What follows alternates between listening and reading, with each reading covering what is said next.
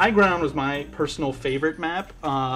You've got, it's like a rocky area built around one flag CTF, kind of like Zanzibar. You got your one switch here that opens up this gate. This is like a wall overwards. Has a turret on top of it.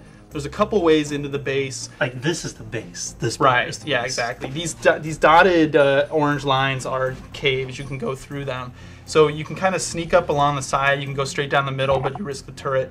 And then a real sneaky part is to come in this sideway. And this right here is that vent where if you crouch, you've got to go super slow, but you can go in roundabout, cross here. This is another bridge. Wait, how do you do it again? This is another bridge. You can grab this flag and then either come back out this way, go over here, or do other stuff. A lot of stuff happens in here. This is that little bunker that is outcropping, and there's a hatch here that you can blow, go down into the bunker, and then come in through the base this way. And there's different ways out here. There's just like a shotgun here, sniper rifles here, which was a big battle between the turret and the sniper rifle every time. And then Warthog starts off down here. Then there's also here like a ghost. Oh right, yeah. There's a ghost in there that they have in a hangar, so they have a vehicle to defend with in case that gate gets open. And sometimes people would actually just open the gate and then play Ghost versus Warthog. Even in here, like there are underground fights here, there are above ground fights here, like sniper fights out here, right. And all this chaos going on in here. Like even like there's always like 2 or 3 people trying to get into the bunkers and trying to go right. underground into the base, and then there's just like constant fighting like in all these different spots. Yeah, in this switch is up on a second floor, so you can't see, but there's a first floor and a second floor here, and there's a lot of fights going on. A lot of times someone's protecting the flag. This bridge in particular, there's a lot of fights go on this bridge. This hatch too, it's kind of unlike, I mean, it's kind of like the Zanzibar thing where you have to blow it with a grenade or shoot it or something, and then you have guys dropping down, and then you can just wait around. There are a lot of corners around here. You can be waiting around the corner with a shotgun, just waiting to take guys out. And there are explosive barrels too, right around the corner. So it was awesome. Like one time we were waiting for people to come in through the bunker, and I was just sitting there aiming my spiker rifle right at the explosive barrels. They come around the corner and just boom, right, blow them all up. Yeah, and this is like a beach down here too. It looks pretty cool as well. Yeah, so let's talk about Snowbound.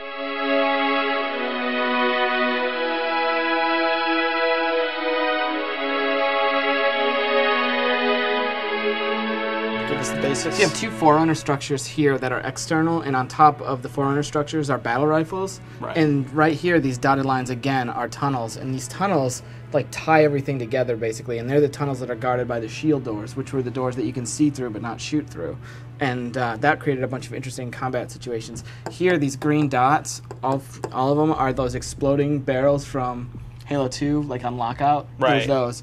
And they look different this time. They look a little bit, it still looks the same, but it's like been retouched. They also respawn by the sniper rifle as almost like a booby trap for someone, running right for the sniper rifle. That's your sniper rifle. Yeah. This is your shotty. And so it's like the 2 kind of power weapons on the map both have these explosive cores where if anyone within gunshot sees you getting them, they have a good chance to just kill you immediately. Yeah, it's funny because we would always there's a team spawning somewhere here, and there's always a group going for the sniper rifle. Yeah. And you can't run in there and grab it because those coils are there, or the explosive barrels.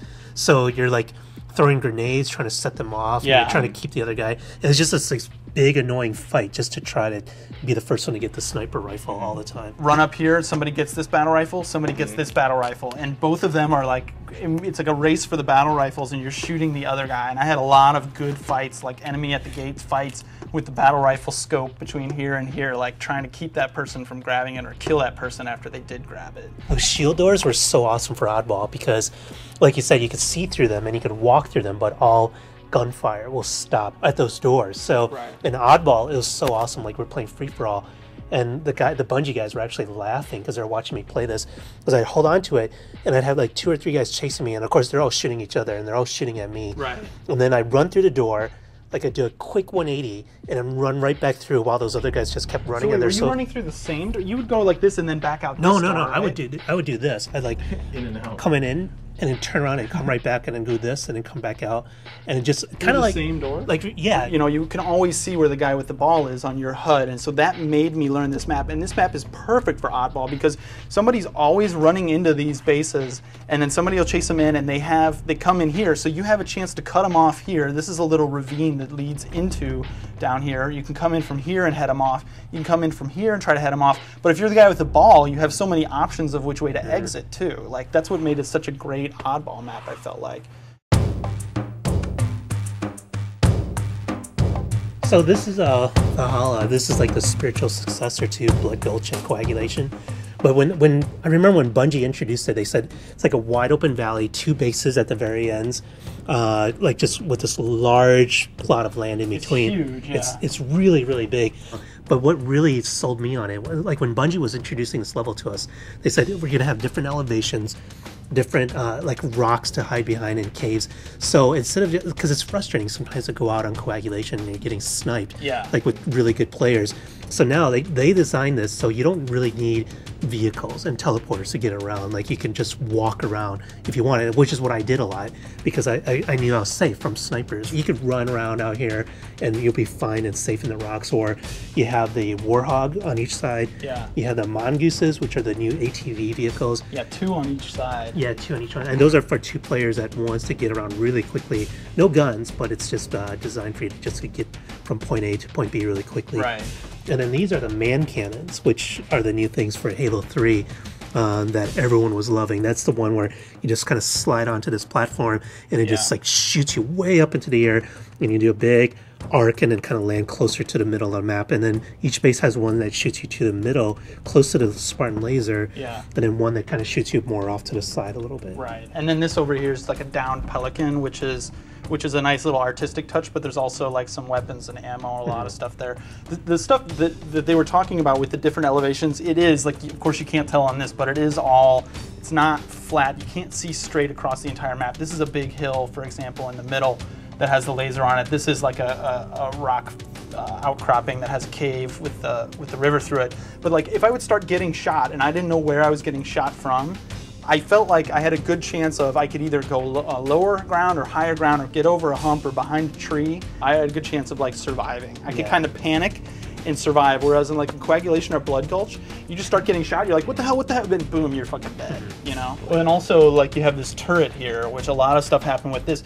You kind of have a limited range with this turret. You're an open target, but you have a clear shot at this big hill that has the laser on it, and a lot of times you'll see people up there. You get a couple quick kills. You're not going to sit on it as long as you are, say, on the turret on high ground, but you do have a good chance at killing anybody going for that laser. Okay, so another reason you wouldn't hang around in the turret for too long is because inside in the bottom level of each base, these bases are like 2 levels and like a basement and the main floor where the mongooses and everything are. There's sniper rifles down there, so people will grab a sniper rifle and then man cannon out here and try and get shots, you know. Yeah. To those like 2 choke points, rather than like in Blood Gulch, the sort of chokes for the map would become like you could just stand on top of the base, or you could go to the hills behind the bases if this was Blood Gulch. Right. But here, the snipers actually have to get out and be more mobile. Because warthogs are important on this map. It's so big that's a huge thing, especially like with CTF, is getting your guys over there in a warthog or mongooses. The laser becomes so important because it's really pretty easy to blow up a warthog with the laser. Shooting people is hard because it has that charge up time and then it fires. But the warthog, you're like a sitting duck. So I mean, we were always conscious of where the laser was. It was like laser on the left, laser, you know, approaching the base, laser. It was definitely, it's like the new rocket launcher, but even deadlier in a lot of ways. Well, I think it's deadlier than the rocket launcher, but it's a better designed weapon than the rocket launcher from Halo 2, because like killing something on the ground in Halo 2 with the rocket launcher is a joke. Right. You just lock on and kill it. There's no like they're dead anyway. But the laser, at least while it's charging, you're still, you know, readjusting. It's not like when that red light hits, it doesn't like just automatically track the vehicle across the map. You still have to, but it causes so much splash when it hits. Right. Like, you know, there's a pretty reasonable slop factor with blowing up vehicles. All right, cool. I think that's about it. Is there anything? I think we've exhausted it.